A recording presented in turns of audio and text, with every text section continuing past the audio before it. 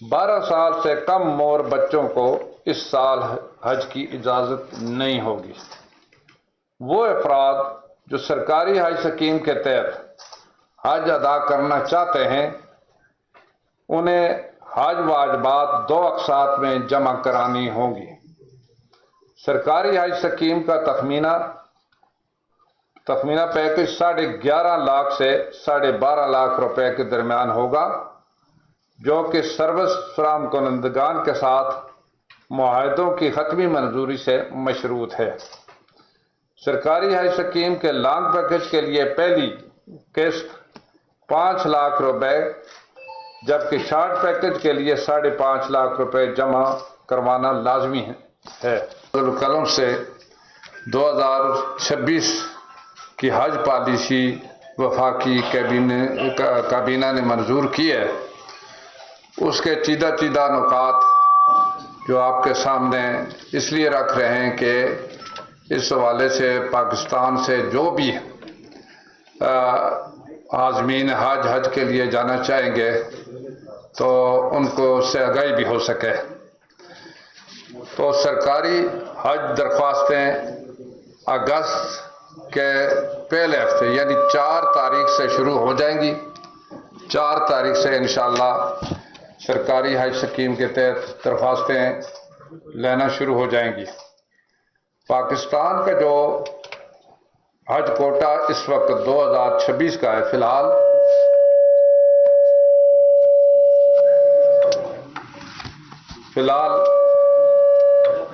1,79,210 ہے۔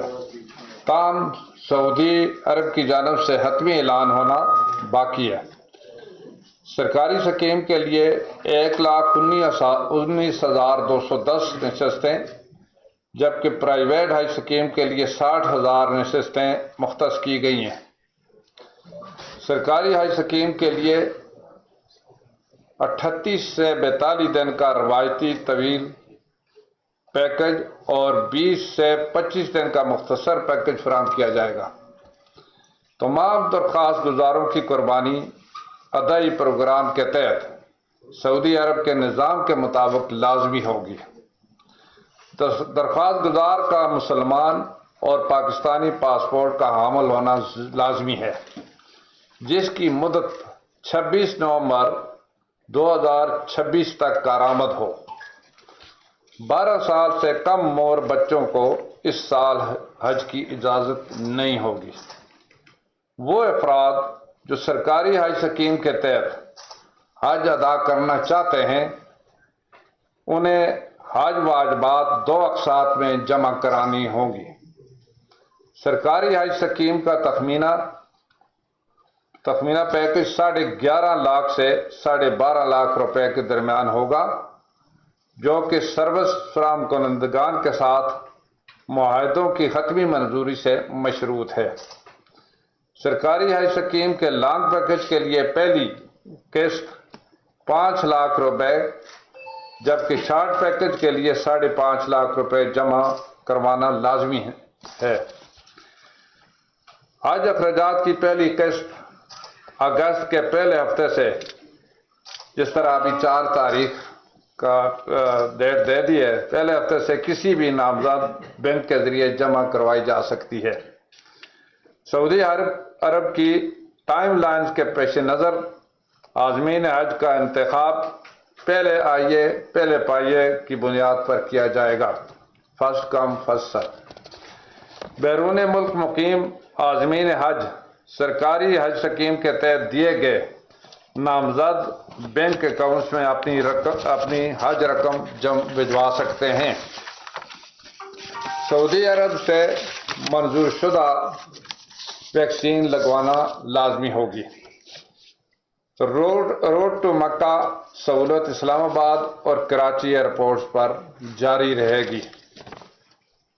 ڈیپینڈنٹ حج کمپنیوں DHCs کو بیرون ملک عازمین حج کی بکنگ کی اجازت ہوگی، بشرطے کہ وہ اپنی حج کی رقم بینکنگ چینلز کے ذریعے متعلقہ DHC کو بیرون ملک سے فارن ایکسچینج میں منتقل کریں۔ جس کے ساتھ وہ حج کرنا چاہتے ہیں۔ عازمین حج کا ڈیٹا اور مالیاتی لین دین وزارت کے پورٹل پر قابل مشاہدہ ہوگا۔ ہر منظم ڈی ایچ سی، جس کو یعنی ڈی ایچ سی کہتے ہیں بین منظم، کے لیے کم از کم کوٹا سعودی ہدایات کے مطابق ہوگا۔ موت، شدید بیماری یا کسی اور ناگزیر وجہ کی صورت میں متبادل کیسز کو کمیٹی کے ذریعے جانچا جائے گا۔ مشاعر بکنگ کے لیے پیکج کے 25% پیشگی ادائیگی کے بعد ڈی ایچ سیز کو بکنگ کی اجازت ہوگی۔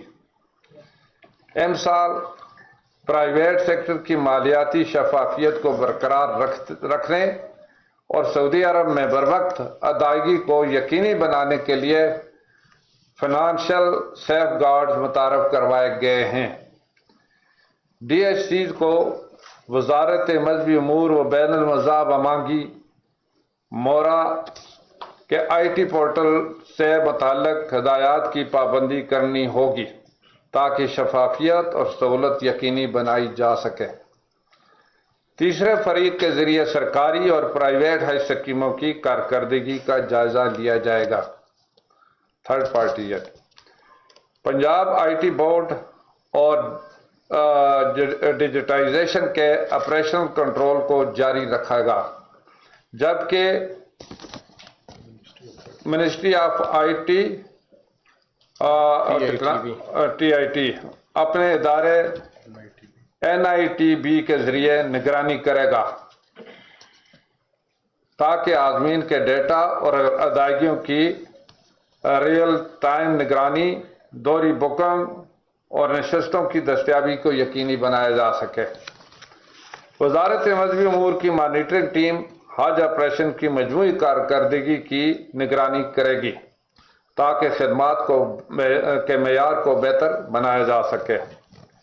ڈی ایچ سی وزارت کے ساتھ سروس پرووائڈر ایگریمنٹ پر دستخط کریں گے اور ان کی نگرانی وزارت کی تربیت یافتہ عملے کے ذریعے کی جائے گی تاکہ حجاج کرام کو سہولیات فراہم کی جا سکیں۔ یہ اس کے ساتھ ہی حجاج کرام کی فلاحی خدمات کے لیے عملہ تعینات کیا جائے گا۔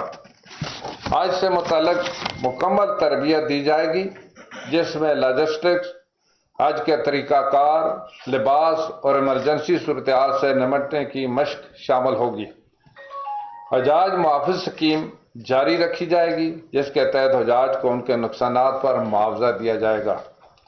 الیکٹرانک مانیٹرنگ سسٹم بشمول حج ہیلپ لائن اور پاک حج ایپ معلومات کی ترسیل، شکایات کا اندراج اور حج کی مانیٹرنگ کے لیے فراہم کیے جائیں گے۔ ایمرجنسی رسپانس ٹیمیں تشکیل دی جائیں گی۔ مالیاتی نگرانی کا مؤثر نظام لاگو کیا جائے گا۔ مالیاتی حج ناظم اسکیم جاری رکھی جائے گی، حج ناظم اسکیم جو پچھلے سال بھی تھی۔ شکایات کے ازالے کے لیے مکمل اور شفاف نظام موجود ہوگا جو شکایات کو بروقت اور منصفانہ طریقے سے نمٹائے گا۔ حج پالیسی پر عمل درآمد کے لیے مناسب ہدایات جاری کی جائیں گی۔ یہ جو چیدہ نکات ہے جو کہ آپ کے سامنے جس طرح کے 33 نکات اس طرح کے تھے میں نے پڑھے، تاہم الحمدللہ کہ پچھلے سال بھی سرکاری حج اسکیم کے تحت بڑے اچھے انتظامات ہوئے اور وزارت حج و عمرہ جو سعودی عرب کی تھی انہوں نے بھی اس کی تعریف بھی کی، ایکنالج بھی کیا اور ایکسیلنسی ایوارڈ سے بھی نوازا۔ اس کے ساتھ جو سرکاری اسکیم کے تحت جو انتظامات ہوئے، حکومت پاکستان، وزیر اعظم نے بھی اور اس کے ساتھ کیبنٹ نے بھی اس کو اپریشیٹ کیا۔ تاہم اس کے ساتھ ہی جس طرح پرائم منسٹر نے جو کمیٹیاں بنائیں اور ان کو مکمل ہدایات دی تھی کہ بروقت یہ سارے انتظامات کیے جائیں، اس حوالے سے ہماری بڑی تفصیل سے میٹنگز ہوتی رہیں اور اس میں جو مناسب تجاویز تھی اس میں شامل کی گئیں۔ اور اس طریقے سے الحمدللہ ہم سعودی تعلیمات کے مطابق جو ٹائم لائنز ہے اس کے مطابق الحمدللہ ہم پالیسی ہم نے منظور کرا لی ہے، اور اس بار انشاءاللہ 4 اگست سے اس کا آغاز ہو جائے گا، اور first come first serve policy کے تحت وہ خوش نصیب جن کو اللہ تعالیٰ کی طرف سے بلاوا آئے گا تو انشاءاللہ وہ 2026 کا حج کریں گے۔